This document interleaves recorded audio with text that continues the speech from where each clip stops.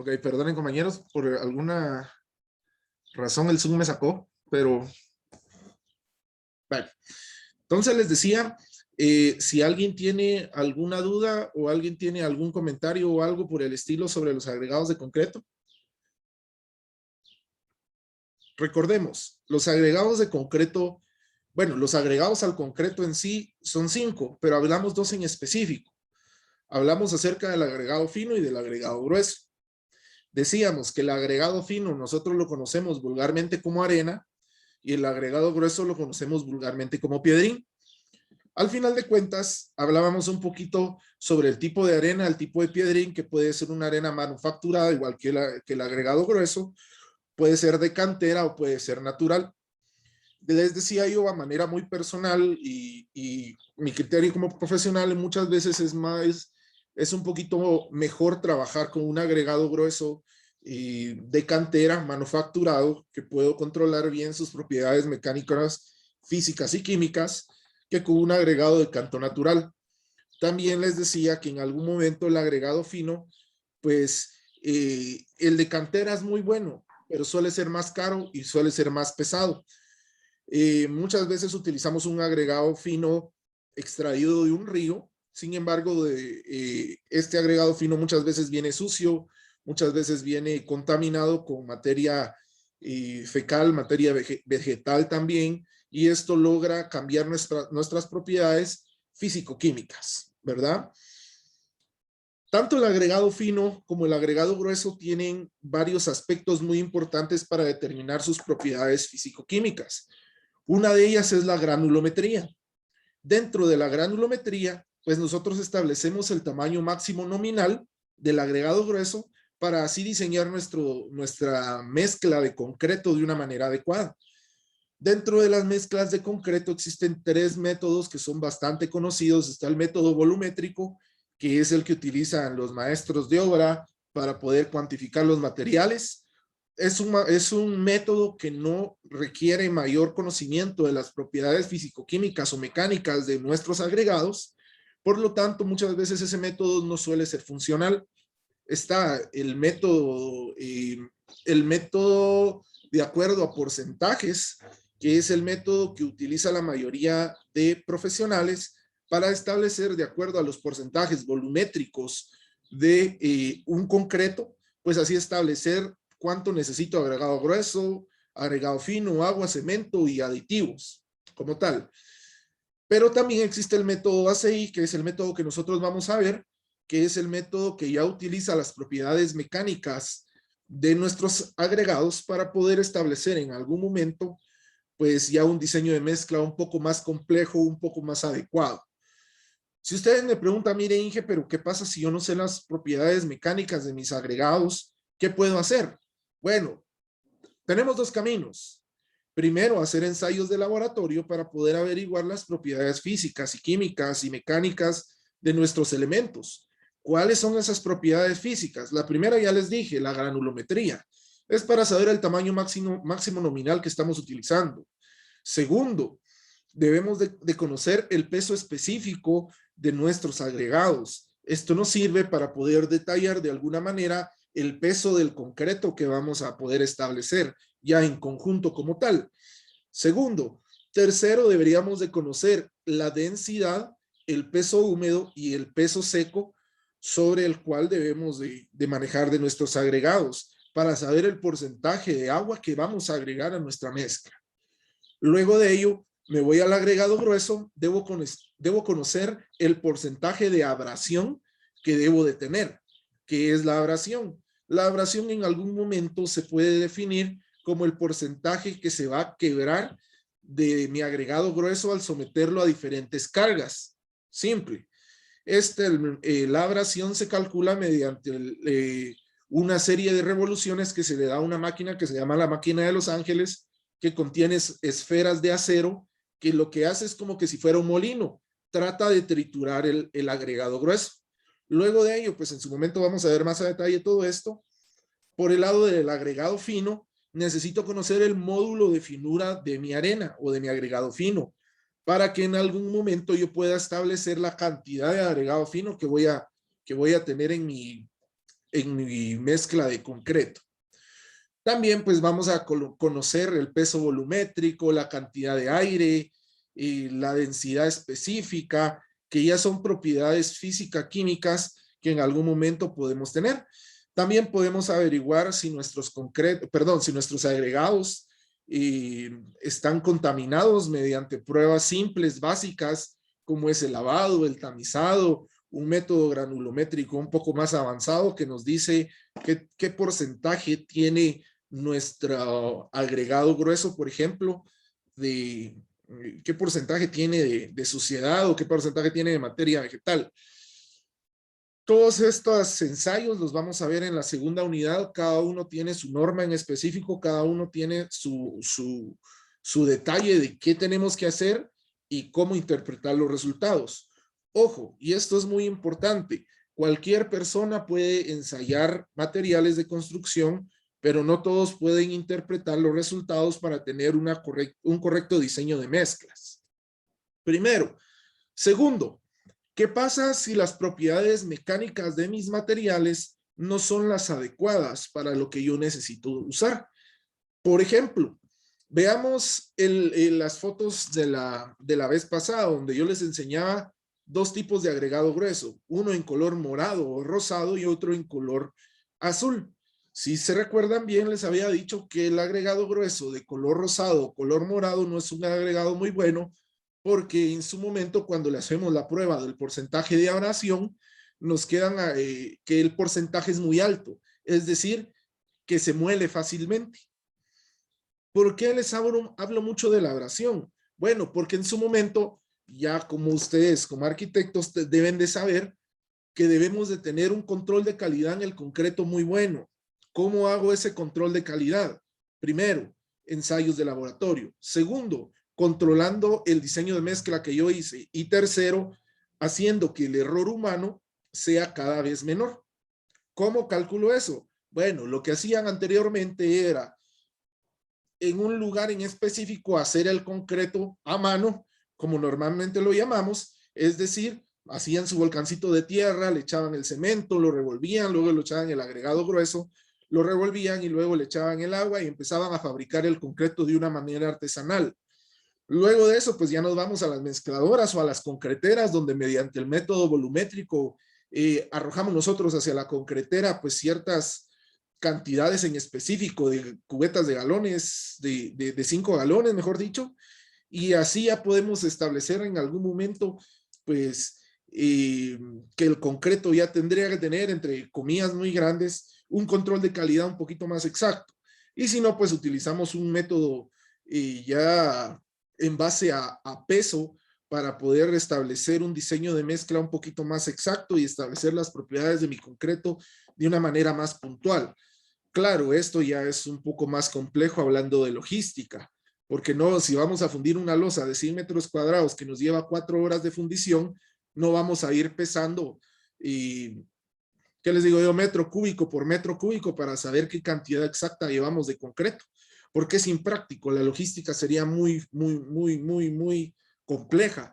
Entonces lo que hacemos es mejor contratar a alguna empresa especializada que ya nos traiga el volumen exacto del concreto que necesitamos, que es lo que usualmente se hace.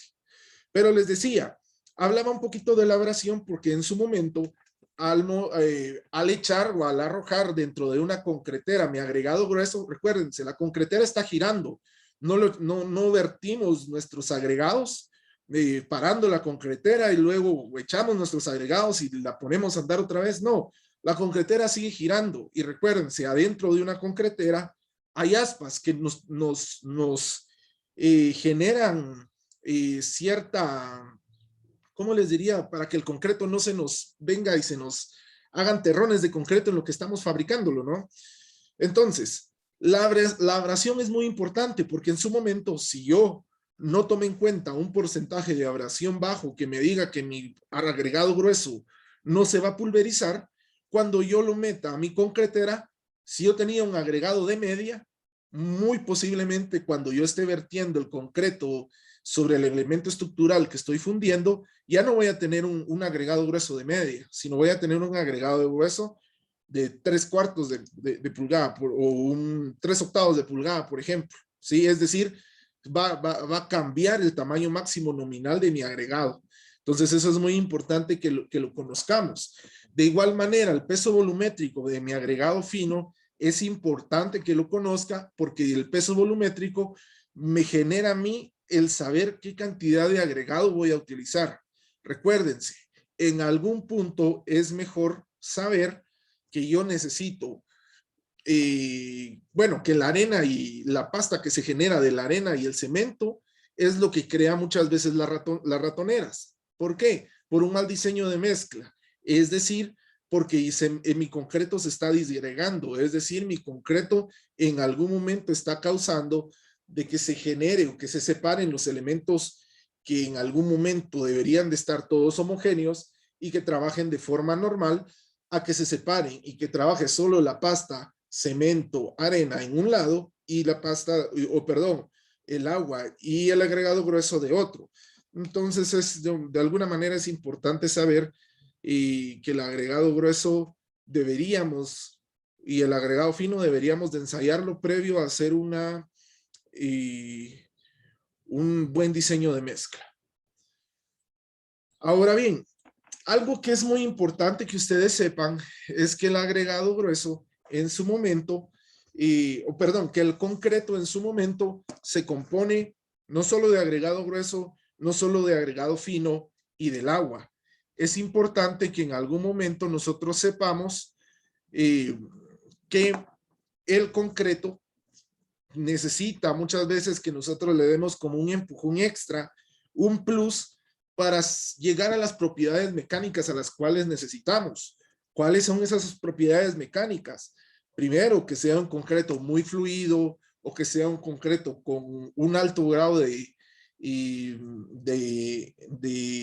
acelerante para que pueda fraguar rápido, un acelerador de fraguado, un retardante del fraguado también, si es que yo necesito tenerlo en algún momento, un concreto que yo deba de subirle la resistencia inicial, por ejemplo, etcétera, etcétera.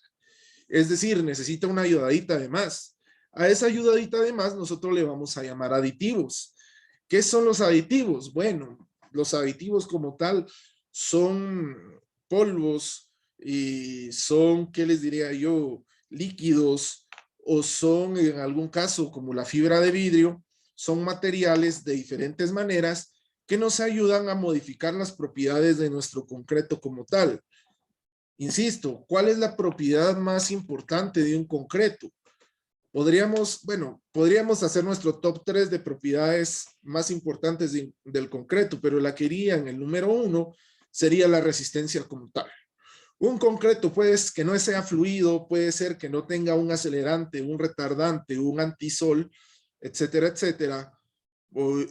Pero en algún momento deberíamos de establecer que eso no es netamente fundamental, como lo es la resistencia. La resistencia de un concreto, ¿quién me lo determina? Me lo determinan dos partes o dos partes del concreto. Primero, el agua, ¿sí? Recuérdense, entre más agua le eche a mi concreto, menor resistencia va a tener. Pero eso no va a decir entonces también que yo no creo una mezcla fluida de concreto, ¿verdad? Sino que en su momento yo podría establecer que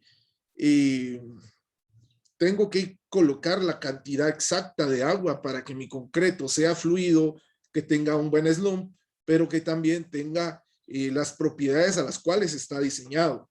Un concreto bueno es aquel que no es, que tiene buena consistencia, que no aparecen los materiales disgregados y que al momento de realizar mi prueba de revenimiento, yo pueda definir mi concreto como una pasta de cemento, arena y piedrín, ¿sí?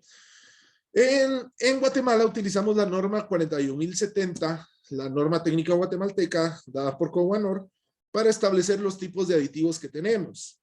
Y según la Asociación Americana de Prueba de Materiales, pues tenemos la norma STM C494. Los aditivos generalmente se clasifican en 8 tipos. Ojo, existen muchos más aditivos, ¿sí? Algunos son aditivos de uso especial, algunos son aditivos que vamos a definir para un desempeño muy en específico, que tienen que normarse muy en específico. Algunos otros pues son aditivos que no son tomados en esta norma, pero sí en otras más, que nos ayudan a mejorar el rendimiento del concreto. ¿Cuáles pueden ser estos aditivos? Uno de ellos es la fibra de vidrio. La fibra de vidrio como tal yo la puedo agregar en cierto porcentaje a un concreto normal para poder establecer o subir la resistencia a compresión del mismo.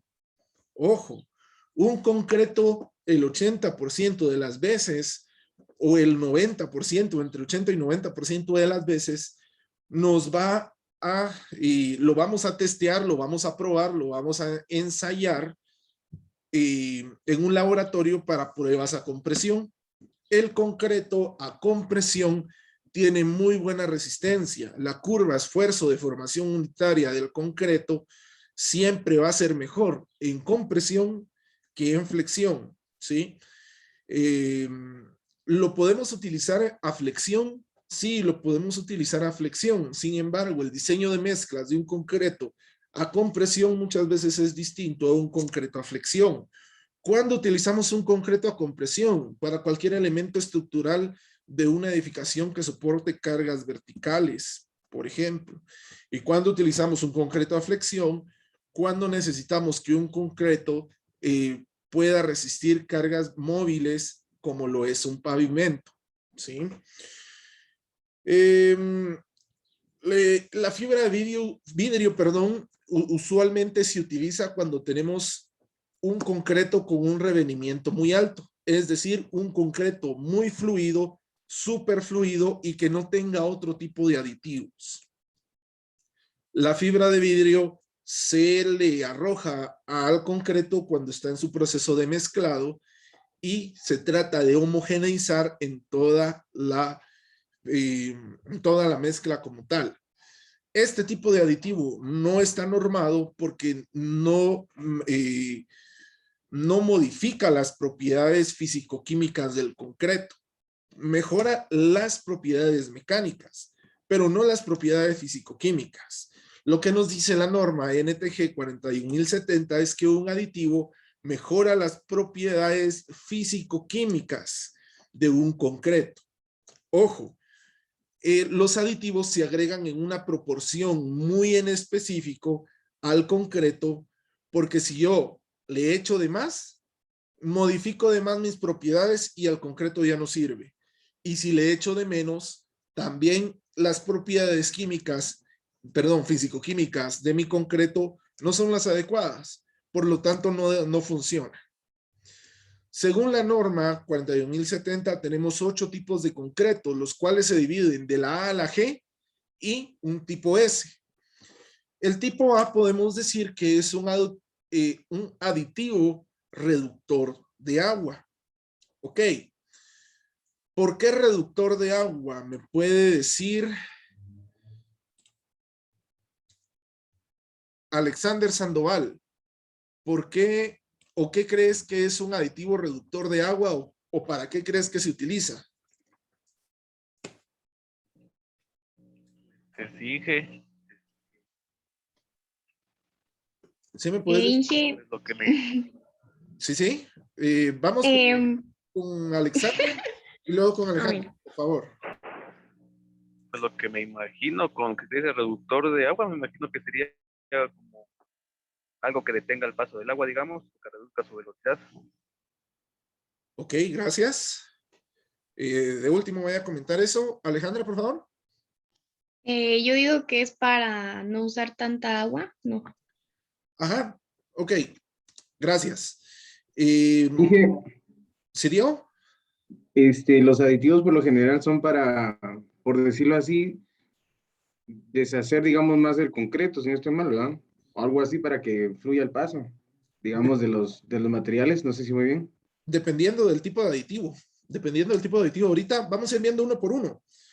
El aditivo reductor de agua, en este caso, sí, Oscar Manuel. Bueno, ya lo iba a decir a usted, mejor No, dale. Bueno, yo pienso que los aditivos reductores de agua son aquellos que nos ayudan, digamos, a como que a secar más rápido, tal vez el agua que se le vierte, digamos, a una mezcla, ¿no? Bueno, aquí hay opiniones encontradas, si lo queremos ver así. Me perdí un poquito en la serie de ideas de todos los que hablaron. Gracias por participar. Voy a decir primero, ir por orden. Lo que nos dijo Alexander en algún momento sí puede ser cierto, pero se adapta más al concepto a lo que nos dijo Alejandra. Es decir, un aditivo reductor de agua es lo que usualmente se le llama un plastificante, ¿sí? Es decir, y con esto voy a lo que me dijo Diego. En su momento, el aditivo reductor de agua mejora la capacidad del concreto de ser más fluido sin necesidad de agregarle agua, porque si le agrego agua, reduzco su resistencia, ¿no? Entonces, un aditivo tipo A es aquel que se utiliza en su momento para poder utilizar menos cantidad de agua en mi diseño de mezcla y que en su momento el concreto sea más fluido. ¿Cuándo vamos a utilizar esto, por ejemplo? Bueno, primero, un aditivo tipo A, personalmente yo lo he utilizado cuando estoy fundiendo en un lugar muy alejado. Por ejemplo, estoy fundiendo un tanque de captación de agua potable, estoy fundiendo el cabezal de entrada de un nacimiento de agua, o simplemente estoy utilizándolo en algún lugar donde no tenga agua, mucha agua a la mano. Recuérdense, cuando ustedes están fundiendo un tanque de captación, muchas veces no es en un pueblo, no es a 15, a 5, a 20 minutos de un pueblo, sino usualmente los nacimientos de agua están caminando 1 o 2 horas del centro del poblado más cercano. Entonces, ¿cómo voy a llevar mi agua hasta el punto en donde voy a hacer mi tanque? Bueno, alguien me va a decir, Inge, pero si usted está haciendo algo con un nacimiento, ¿por qué no utiliza esa agua? Si es agua pura. Ojo, cuando el agua sale de un nacimiento, trae minerales, trae sales que en algún momento pueden influir en, ¿qué les digo? En las propiedades físicas de mi concreto. Personalmente yo no utilizo el agua que sale directamente de un nacimiento. Muchos sí lo utilizan, yo no. Yo utilizo un aditivo tipo A, en donde me reduce la cantidad de agua que voy a utilizar en el concreto, pero el concreto sigue siendo fluido, ¿sí? El concreto sigue siendo, sigue teniendo mis propiedades físico-químicas para poder adaptarse a la formaleta a la cual estoy utilizando. También dentro de este tipo de aditivos podría entrar aquellos aditivos que se utilizan para mejorar la calidad de un concreto en algún momento que yo pueda definirlo como un concreto malo. En un orden de ideas distinto. Supongamos que yo no pude controlar a la persona que estaba haciendo mi diseño de mezcla, por ejemplo, y que se le pasó la mano con el agua, ¿sí? En algún momento existe Sika, Sika es una empresa dedicada a la fabricación, distribución y comercialización de aditivos. En algún momento ellos tienen un tipo de aditivo el cual se le agrega la mezcla de concreto y en algún momento puede mejorar o puede reducir la cantidad directamente de agua que tiene ya el concreto en sí. Es decir, el aditivo tipo A lo podemos dividir en dos. Aquel que me hace utilizar menos agua y aquel que me reduce el porcentaje de agua que ya tiene un concreto para poder lógicamente llegar a tener una resistencia en específico. ¿Qué pasa si mi concreto es malo y es más fluido de lo normal? Yo le agregué demasiada agua que en su momento no podríamos establecer que sea un concreto bueno. ¿Qué es lo ideal? Bueno, lo ideal es tirarlo y hacer un concreto nuevo. Sí, pero si por X o Y razón yo decido seguir utilizándolo, pues podría utilizar algún tipo de aditivo para mejorar la resistencia del mismo. Ahora bien, ese es el tipo A. El tipo B es un retardante o son los aditivos retardadores. Araceli López, ¿qué se te ocurre al escuchar este aditivo tipo B?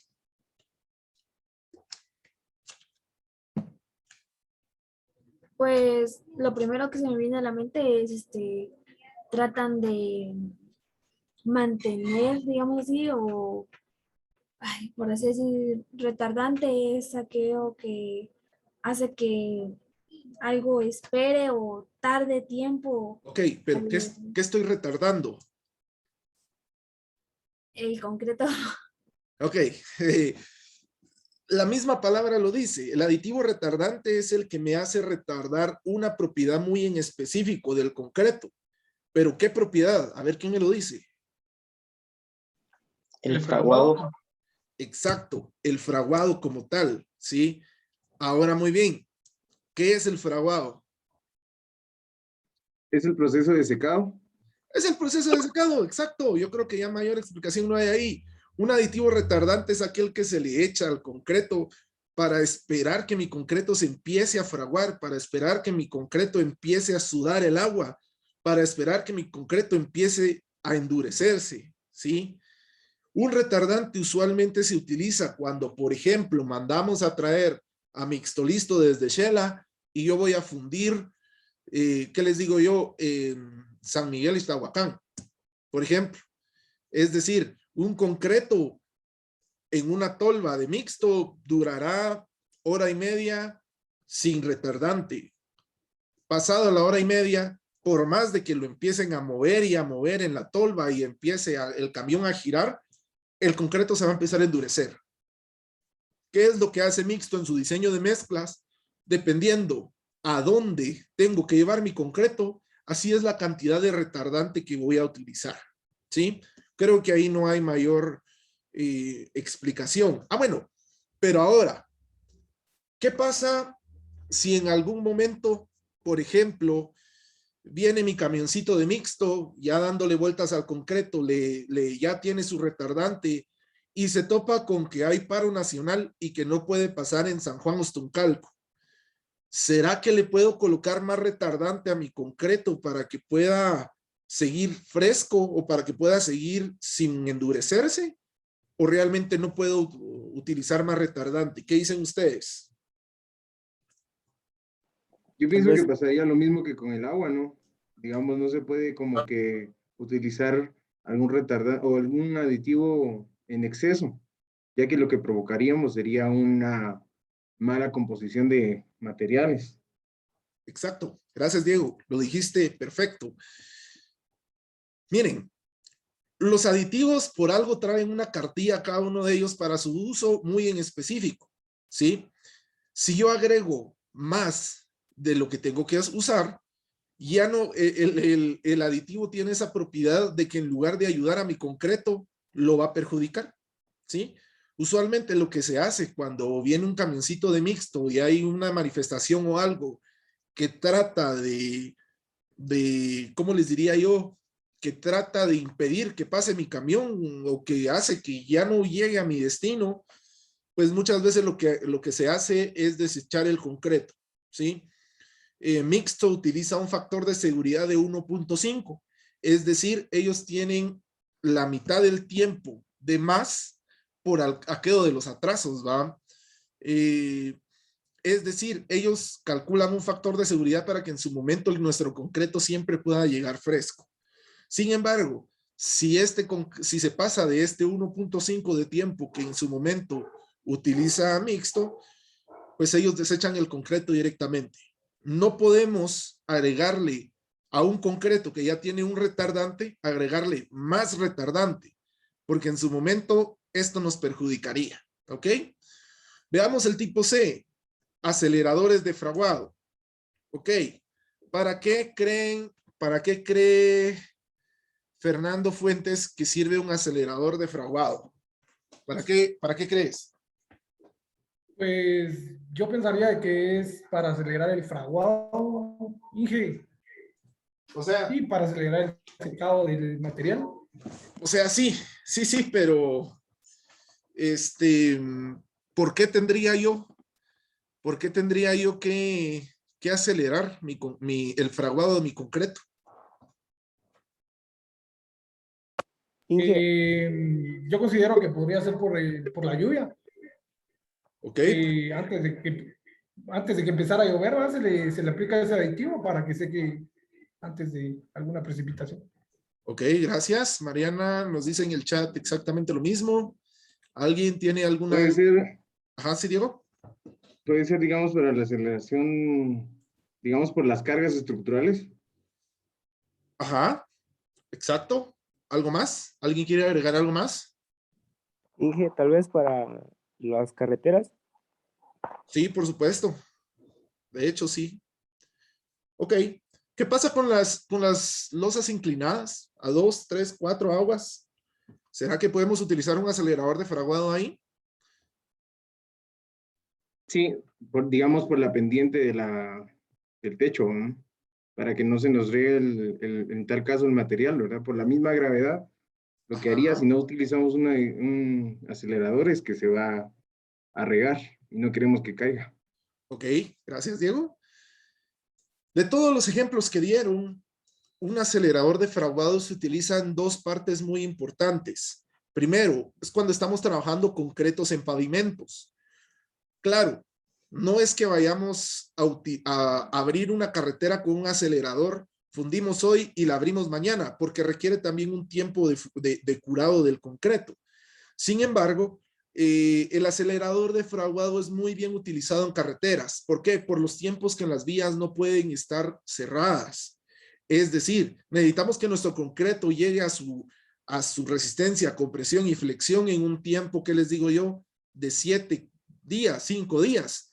Entonces ya debemos de utilizar un acelerador. Otro de estos puntos muy importantes es para una losa inclinada. Diego lo dijo muy bien. Por la misma inclinación, muchas veces, si no tenemos experiencia al momento de fundir estos techos, colocamos un concreto normal, un concreto con bastante agua, que en su momento la misma gravedad hace que se nos empiece a lavar, que se nos empiece a barrer. Recuérdense, un concreto, aparte de su fraguado, tiene su curado, es decir, debemos de estar colocándole agua cada cierto tiempo para que absorba esa agua y pueda mantener sus propiedades físico-químicas. ¿Qué pasa con una losa plana? Bueno, le colocamos unos bordecitos en toda la orilla, como que si fuera la orilla de una pizza, por ejemplo, y le colocamos una capita de agua que se la tenemos que estar renovando de unos 5 centímetros, ¿sí? ¿Qué pasa con una losa inclinada? ¿Podemos hacer esto? No, no lo podemos porque la misma gravedad no nos lo permite, ¿sí? Entonces ahí tenemos que utilizar por lo menos un acelerante para que nuestro concreto se endurezca de alguna manera y utilizar, por ejemplo, otro tipo de aditivo para que nuestro concreto no necesite mucha agua para su curado. En este caso, pues vamos a ver más adelante un ejemplo muy en específico de eso, ¿verdad? Entonces, definamos un acelerador es aquel que necesito yo para poder empezar a trabajar ya en mi losa. No recuerdo quién lo dijo, pero en estructuras muy grandes, por ejemplo, sí es necesario utilizar aceleradores porque necesitamos que nuestro concreto llegue a su resistencia máxima en un periodo de tiempo muy corto. Hablemos de puentes, de una estructura de una losa o de una estructura de un concreto para muros de soil nailing, por ejemplo, que son concretos lanzados, que necesitamos que retenga ya la tierra de una manera muy rápida, ¿sí? Veamos ahora el aditivo tipo D, un aditivo reductor de agua y retardante.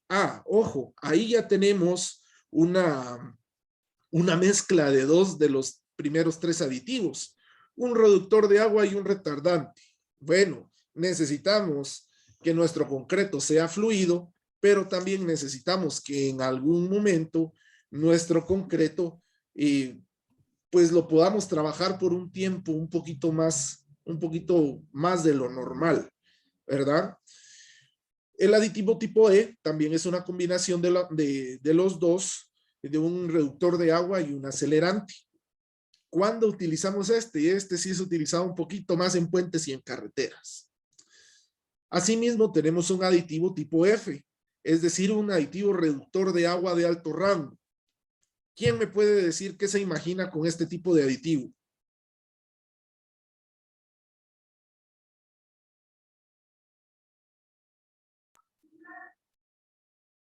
Inge, bueno, a mí medio se me vino una idea así como que cuando definitivamente no hay nada de agua y hace que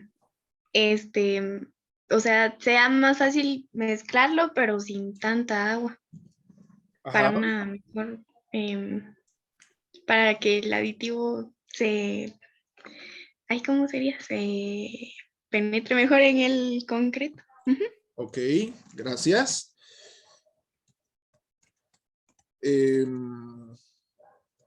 ¿Alguien más? Ah, bueno, antes de que alguien más hable. ¿Han oído hablar del antisol? ¿Qué es el antisol? ¿Alguien que me pueda decir? El antisol es una película curativa, creo, Inge. Se Ajá, aplica en forma de película ajá. para curar el concreto. Ok, sí, así se aplica ya cuando el concreto está en su, ya fundido, ya está en su proceso de fundado. ¿Ah? Pero ¿Ahí? también podríamos establecer algo muy importante. El antisol se utiliza para, como su nombre lo dice, para evitar que el sol deshidrate a nuestro concreto, ¿sí? Recuérdense, un buen concreto no es aquel que tiene ni poca ni mucha agua, sino tiene la cantidad exacta, pero también es aquel que conserva sus propiedades mecánicas, físicas y químicas luego de empezar su proceso de fraguado y curado. Muchas veces este antisol se utiliza más que todo para pavimentos rígidos en carreteras, es decir, para un pavimento normal. ¿Para qué lo utilizamos? Este es un aditivo reductor de alto rango. ¿Por qué? Se rocía sobre nuestra plancha de pavimento para evitar que el sol penetre al concreto y evite que se evapore el agua de una manera muy rápida. Si el agua se evapora muy rápida en cualquier concreto, en su momento nos baja la resistencia, ¿sí? ¿Dónde se puede utilizar? Bueno, no vamos a utilizar un antisol, por ejemplo, si estamos fundiendo en San Marcos a las 2 de la mañana, porque muy posiblemente el proceso de fraguado ya vaya avanzado cuando empiece a calentar el sol, por eso de las 10 de la mañana, ¿sí? El antisol usualmente se utiliza en lugares donde tenemos una exposición directa del sol al concreto y donde las temperaturas sean bastante altas. Por ejemplo, cuando fundimos algún tipo de pavimentos, en su momento podemos establecer que no vamos a empezar a fundir a las 2 de la mañana todos los días, por ejemplo, sino el pavimento usualmente se funde a las 8:30, 9, 10 o a las 3 de la tarde, cuando el sol ya ha empezado a descender. Sin embargo, aunque el sol descienda en la costa, sigue habiendo calor y nuestro concreto sigue deshidratándose. Entonces ahí utilizamos un reductor de alto rango, pero este se divide en dos. Son aditivos que en algún momento podríamos establecer que se utilizan mejor durante el proceso de fundición y después del proceso de fundición. El antisol se utiliza después del proceso de fundición. Hay dos antisol, uno rojo y uno blanco. Yo personalmente me gusta utilizar más el blanco, porque el rojo, aparte de que se mira feo, no tiene las mismas propiedades de color, si lo queremos ver así, que un antisol blanco. Recuérdense, el blanco refleja el calor, refleja la luz y hace que nuestro concreto se deshidrate menos, ¿sí? Veamos ahora el aditivo tipo G. Es un aditivo reductor de agua de alto rango y retardante. Es una combinación de dos aditivos. Y el aditivo tipo S es un aditivo de desempeño específico. Son aquellos aditivos muy puntuales que tienen una característica que modifican al concreto de una manera muy en específica y que deben diluirse en el concreto y que usualmente pues tienen una proporción muy en específico. Los aditivos de desempeño específico usualmente tenemos que contactar a un distribuidor de ventas de X o Y casa comercial para que puedan ellos asesorarnos al cómo utilizarlo, ¿sí? Los aditivos de desempeño específico, en algún momento podemos hablar de algún aditivo que haga que mi concreto al fundirlo, por ejemplo,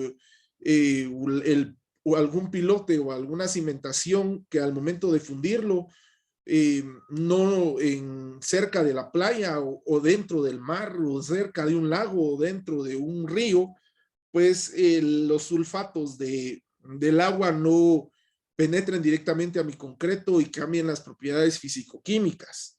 O por ejemplo, que al momento el concreto de entrar en contacto con el agua, pues no modifique mi diseño en específico y que su resistencia siga siendo la ideal, ¿sí? Yo he utilizado este aditivo, pero lo utilizo mucho en su momento para crear una barrera con sulfatos o una barrera con las sales cuando estoy fundiendo en la costa cerca del mar, por ejemplo. Funcionan muy bien, son aditivos que tienen que tener un control de calidad muy estricto porque muchas veces, por ejemplo, me pasó una vez que por utilizar un poquito de más, me cambió la propiedad de que mi concreto se volvió súper fluido, súper plástico y perdió totalmente su resistencia. Sí, fue un desastre todo eso. Entonces, este tipo de aditivo tenemos que tener muy en claro que es para un uso muy en específico. Creo, ok. Por algún motivo no guardé unas imágenes, pero los aditivos usualmente, voy a dejar de compartir pantalla un momento, los aditivos usualmente se utilizan no solo para el concreto, sino se utilizan en algún momento dentro de elementos estructurales ya fijados. Bueno, me dirán alguien, pero ¿cómo así? Bueno, muchas veces un aditivo se utiliza para rehabilitar un concreto. Tenemos, por ejemplo, el aditivo que en algún momento se utiliza para pegar concreto nuevo y concreto viejo, es decir, un epóxico que le colocamos a la parte de mi concreto que pueda establecer que en su momento, pues, pueda garantizar que esa junta fría que se está haciendo al pegar un concreto viejo a un concreto nuevo, funcione como que si el elemento hubiera sido fundido monolíticamente, es decir, como que si no hubiera diferencia de edades. Este epóxico que les menciono no está dentro de la norma 41070, tiene su norma en específico y este aditivo es un aditivo de desempeño específico, es decir, es un aditivo tipo S, ¿sí? Es un aditivo que le tenemos que colocar, por ejemplo. Bueno, yo lo he dicho siempre, aquí en Guatemala muchas veces nosotros no tenemos el recurso para seguir construyendo hacia arriba y dejamos que pasen 10, 15 años para volver a construir. ¿Qué es lo que hacemos usualmente? En la parte de arriba de una losa colocar 5 o 4 hiladas de bloque, una solera, es decir, medio muro para protección y nada más. ¿Qué pasa cuando queremos seguir construyendo? Bueno, a los hierros que dejamos salidos, los hacemos un empalme y colocamos nuestra columna. ¿Qué pasa cuando vamos a fundir esa columna? Muchos profesionales no lo hacen, es decir, funden sobre lo que ya estaba fundido. Y a eso le llamamos, a esa junta fría que se crea por pegar el concreto viejo de hace 10 años con el concreto nuevo que estamos colocando. En su momento, esto crea una junta fría y cuando hay un sismo, las dos partes se mueven de una manera independiente. Es decir, mi columna no tiene fortaleza a la flexocompresión como un elemento monolítico, ¿sí? Para evitar que eso pase y crear el efecto de columna corta por cambio de rigideces, yo debo de utilizar un epóxico que hace que mi concreto viejo y mi concreto nuevo se vuelvan uno y que en su momento esto pueda moverse de manera totalmente monolítica. Bueno, los tipos de aditivos que vimos muchas veces cambian de nombre de una casa distribuidora a otra.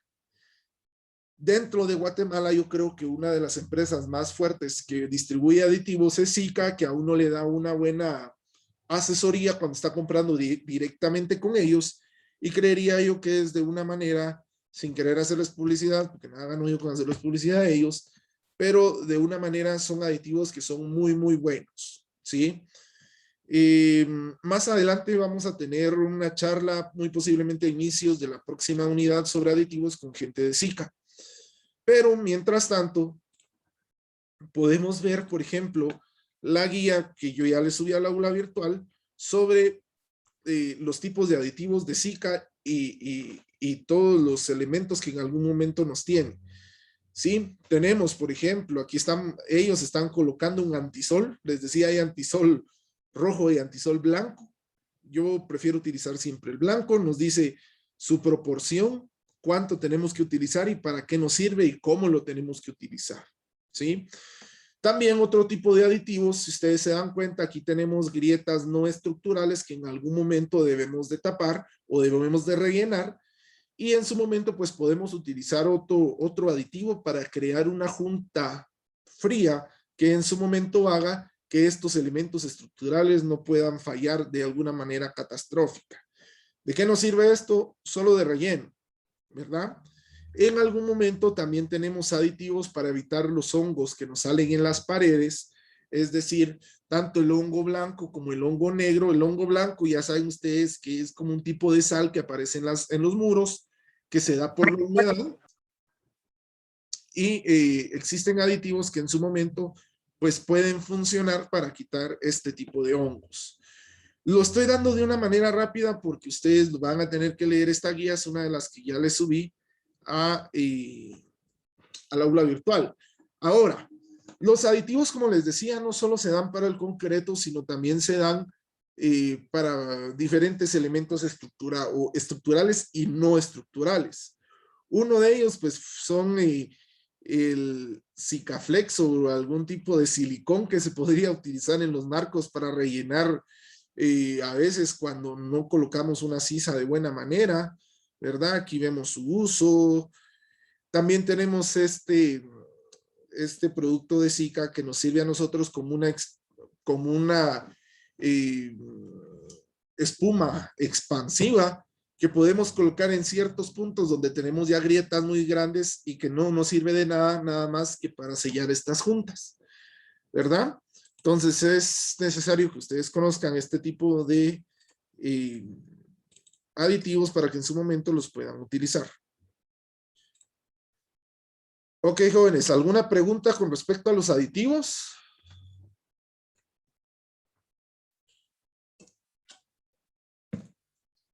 No, muy bien. Ahora vamos a ver y vamos a empezar ya con los elementos fabricados netamente del concreto. Si ustedes se dan cuenta, pues vimos la parte del cemento, la parte de los agregados naturales, la parte de los agregados artificiales como lo son los aditivos. No hemos visto el agua porque el agua tiene características muy diferentes en diferentes aspectos para la fabricación del concreto. Y ahora vamos a ver los elementos fabricados netamente del concreto. Si ustedes quieren, vamos a dar 3 características del agua antes de pasar a los elementos fabricados de concreto. Primero, el agua utilizada para el concreto debe estar limpia de sustancias naturales y sustancias químicas que en algún momento puedan tener una reacción cuando entren en contacto con el cemento o con algún tipo de agregados o aditivos. 2, tiene que estar a temperatura ambiente, es decir, un promedio de 20-24 grados. ¿Por qué no puede estar a más? Porque en su momento, si está a más, ya es una agua caliente, y el agua caliente al estar en contacto con el clinker o con el cemento tipo Portland, pues no funciona de la manera adecuada y cambia nuestras propiedades físico-químicas. Y pues se vuelve intrabajable, porque en su momento podríamos establecer pues que no podemos trabajar con concreto caliente, ¿sí? O no podemos trabajar con agua caliente. Y no puede estar en menos de 20 grados porque conforme vaya fraguándose nuestro concreto va bajando de temperatura cada vez más. Si un concreto tiene 20 grados al momento de fundirse, muy posiblemente cuando empiece su proceso de fraguado va a llegar a una temperatura de 12 o 13 grados. ¿Qué pasa si utilizamos agua que esté entre 10 y 15 grados? Cuando baje de temperatura, el concreto va a llegar cerca de los 3 o 5 grados. Recuérdense, el agua se congela entre 0 y 3 grados, ¿sí? Dependiendo del pH.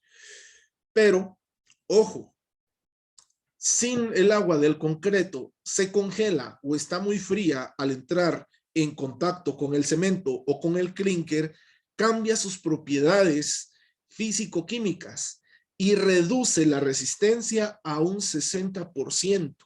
Es decir, si yo diseñé un concreto 3000, no voy a tener 3000, voy a tener 5800, por decirles algo. Asimismo, podemos hablar entonces que el agua también tiene que tener un pH neutro, un pH de 7. No puedo utilizar con un pH mayor ni un pH menor, porque me cambia la propiedad físico-química del concreto como tal, ¿sí? Si el agua que estoy utilizando la saco de un río, por ejemplo, tendría que utilizar un comparímetro por lo menos, para poder establecer el pH del agua. No tiene que ser ni agua dulce ni agua salada, decía un catedrático. Tiene que ser agua que ustedes puedan tomar, ¿sí? Es decir, puede ser agua del chorro, y si nos queremos poner ya muy finos, podemos utilizar agua embotellada. Lógicamente eso es impráctico. Un concreto, recuérdense, está compuesto de cemento, de arena, de piedrín, de aditivos en casos especiales y de agua. Ok, veamos ahora sí las propiedades o los elementos que están hechos de concreto. El primero que vamos a ver de ellos es el bloque o los bloques de concreto. El nombre correcto es bloques de concreto. Sin embargo, por tradición y por costumbre nos hemos acostumbrado a llamarlos bloques. Ahora bien, los blocks o los bloques son, como su nombre lo dice, son bloques huecos de concreto, ¿sí? Este concreto está hecho de cemento tipo ARI. ¿Quién se recuerda qué es un cemento tipo ARI?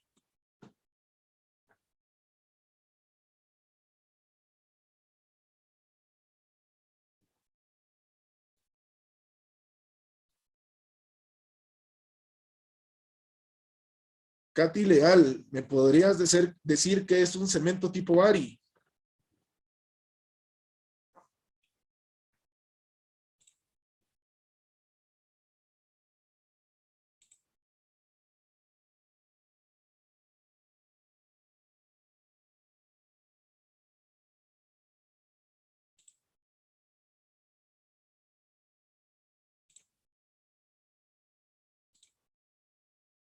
Reducidor de agua. No, ahí sí estamos un poquito perdidos. Vamos a ver. De alta resistencia inicial. Exacto. Un cemento tipo ARI es un cemento de alta resistencia inicial. ¿Por qué un cemento ARI tiene que utilizarse en un bloque? Bueno, primero porque no, en el proceso de fabricación del bloque no podemos tenerlo 28 días fraguando y curando. Tenemos que tener un proceso ya un poquito más industrializado donde tengamos poco tiempo para poder establecer en algún momento que esto pueda funcionar de alguna manera bastante bien.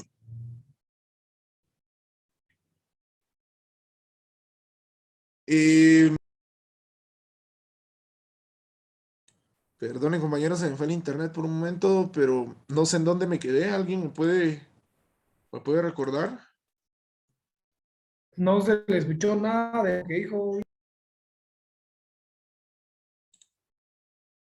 Ok, creo que me quedé explicando que se utilizaba cemento tipo ARI porque en su momento podríamos establecer que deberíamos de tener una alta resistencia inicial para el proceso de fabricación por dos motivos. Primero, porque no tenemos la capacidad de estar fraguando y curando un bloque de concreto durante 28 días, sino la fabricación del bloque nos dice que debería estar en planta como mínimo unos 3 días y como máximo 7 días antes de llegar a comercializarse. Recuérdense, el cemento tipo ARI no es un cemento Portland normal, sino ya es un cemento tipo Portland que tiene otras propiedades muy en específico, ¿sí?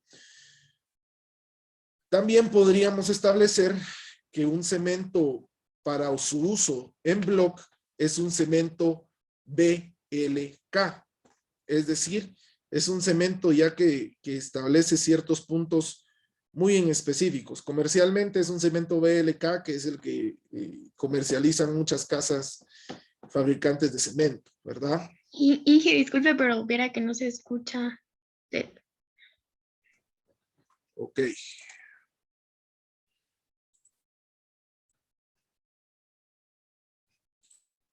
Dije, disculpa, se te está yendo la señal, fíjate.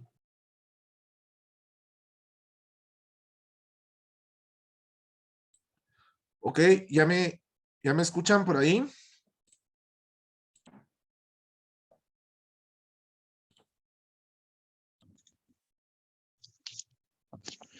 Habíamos dicho entonces que el cemento en algún momento para utilizarlo en bloques de concreto es un cemento tipo BLK que requiere una alta resistencia inicial, lógicamente, ¿verdad? Recordémonos,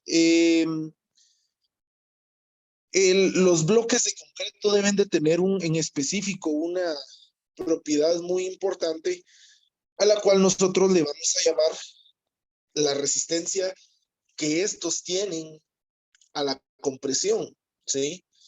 Esto nos sirve a nosotros para determinar en su momento, pues, primero su clasificación, segundo su uso y tercero, pues, de la manera en la cual vamos a escogerlos para poder trabajar con ellos, ¿no?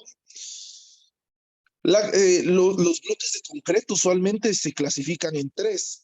Se clasifican en cuatro grandes categorías. Idealmente tendrían que ser tres categorías que están normadas bajo la NTG 41055. La 41054 a nosotros nos da las cuatro clasificaciones que tenemos en pantalla, es decir, los bloques clase A, B, C y D. Pero bloques de concreto no aptos para soportar cargas. Sin embargo, la norma NTG 41055 nos sirve a nosotros para determinar bloques de concreto que en su momento sí son aptos para poder soportar cargas como tal, ¿verdad? Podríamos decir entonces que la clasificación general de los bloques de concreto podríamos establecerlas en tres grandes clases normados y que también los define la AASHTO para poder establecer en algún momento, perdón, la AASHTO digo yo, la ASTM para poder establecer en algún momento su uso. Sin embargo, Guatemala, como acostumbra a utilizar siempre la salida rápida, pues norma una cuarta clase de bloque. Digamos, la clase A nos dice que lo podemos utilizar estructuralmente, es decir, en algún tipo de mampostería o muros de carga que requieren ya soportar determinada cantidad de carga, ¿no? Su uso es estructural, debe tener una baja absorción a la humedad, por el mismo caso de que su uso tiene que ser estructural.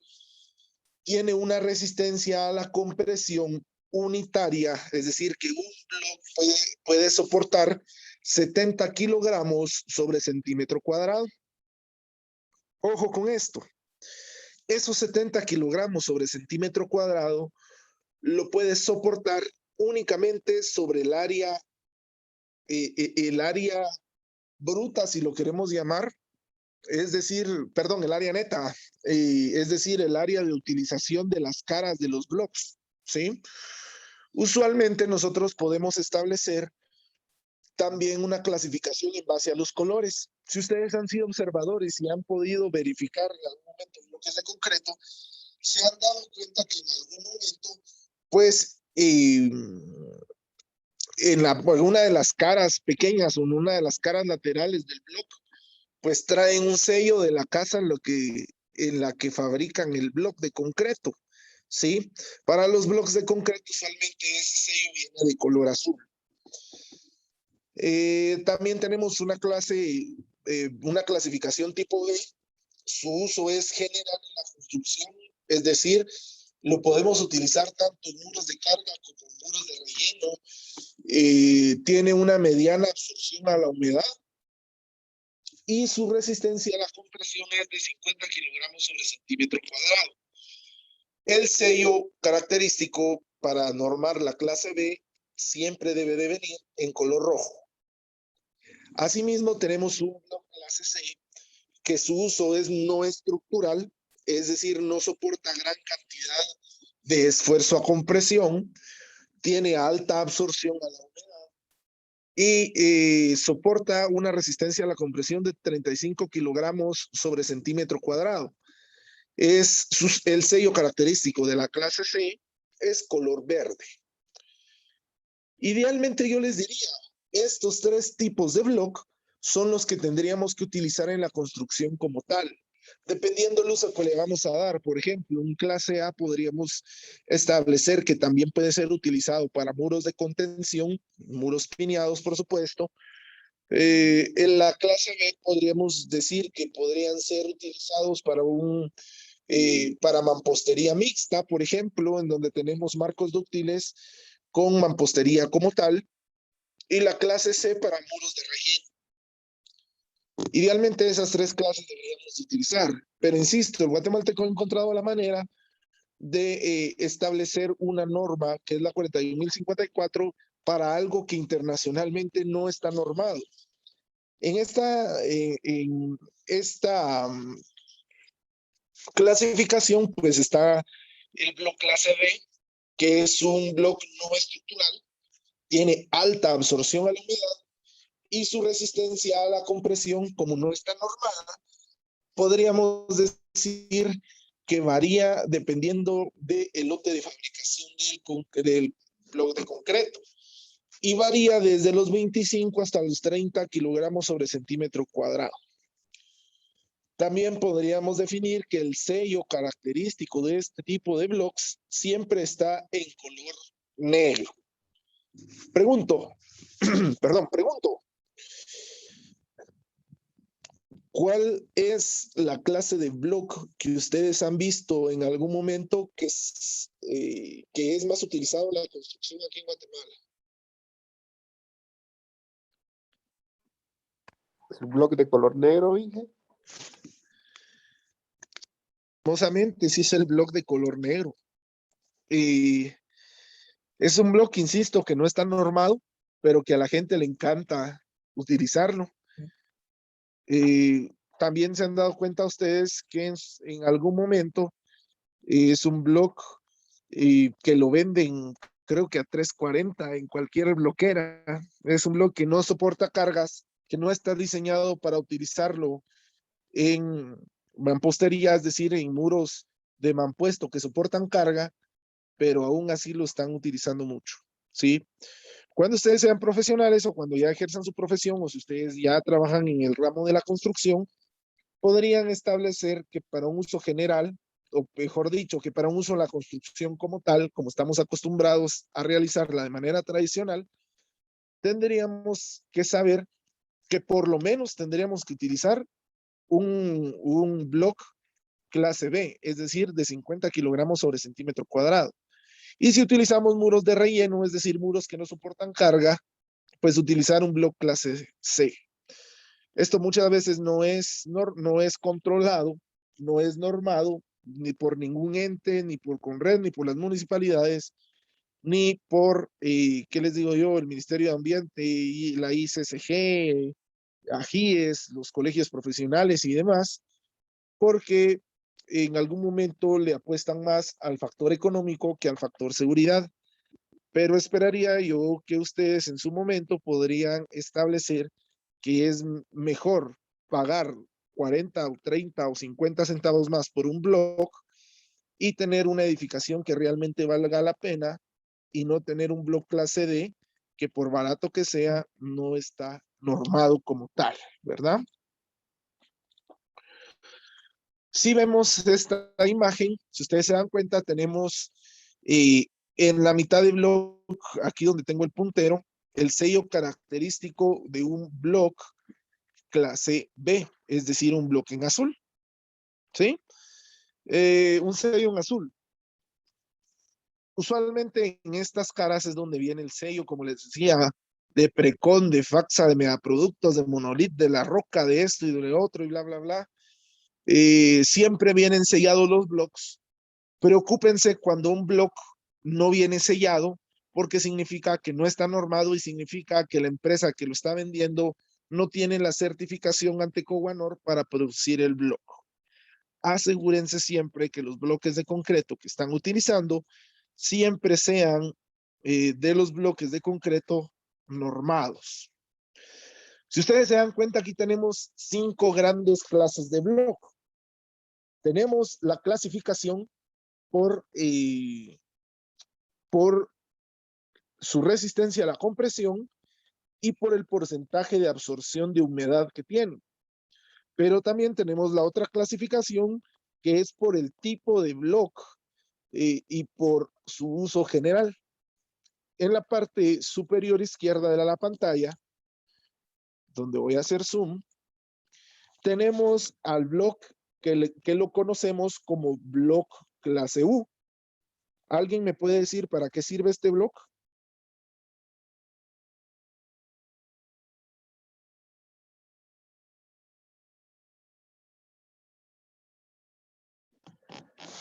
Dije, yo creo que en ese blog es donde van soleras. Sí, este bloque no, es un bloque que está normado bajo la, valga la redundancia, bajo la norma 41.054 de bloques que no soportan carga. ¿Sí? Tal como no lo dijiste, en este bloque usualmente se utiliza en lugar de colocar una solera.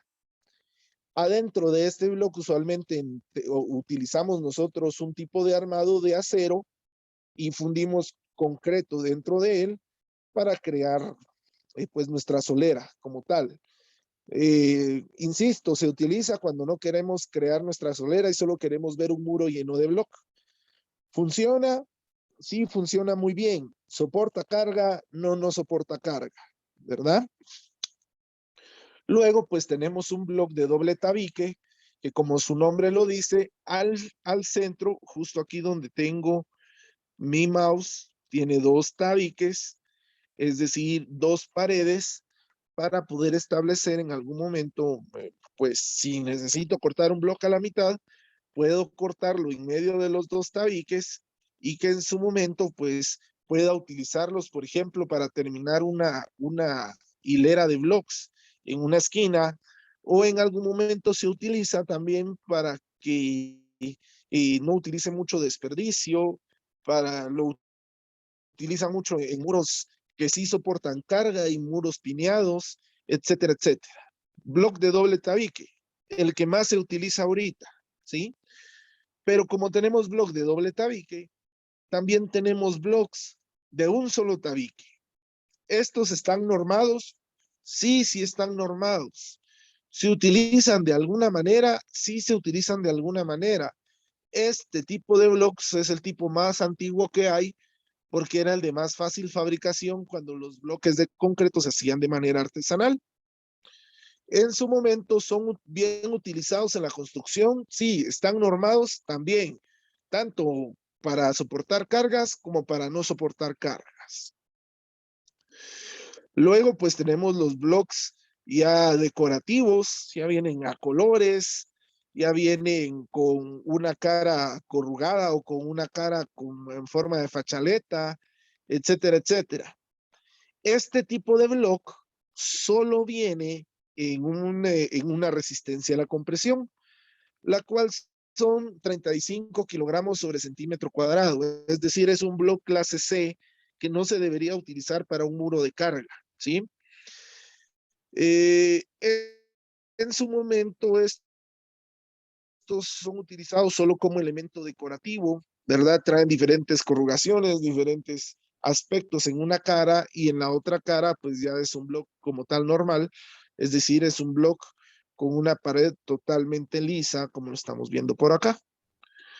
Luego de ello, pues tenemos los bloques de concreto fabricados a la mitad, es decir, con una sola celda, que nos sirven como blocks para terminar, en algún caso, las hileras de bloc que podríamos estar haciendo, o que en su momento, pues para evitar cortar y desperdiciar mucho bloc, podemos comprar cierta cantidad de bloc de una celda para utilizarlos en diferentes elementos estructurales y no estructurales.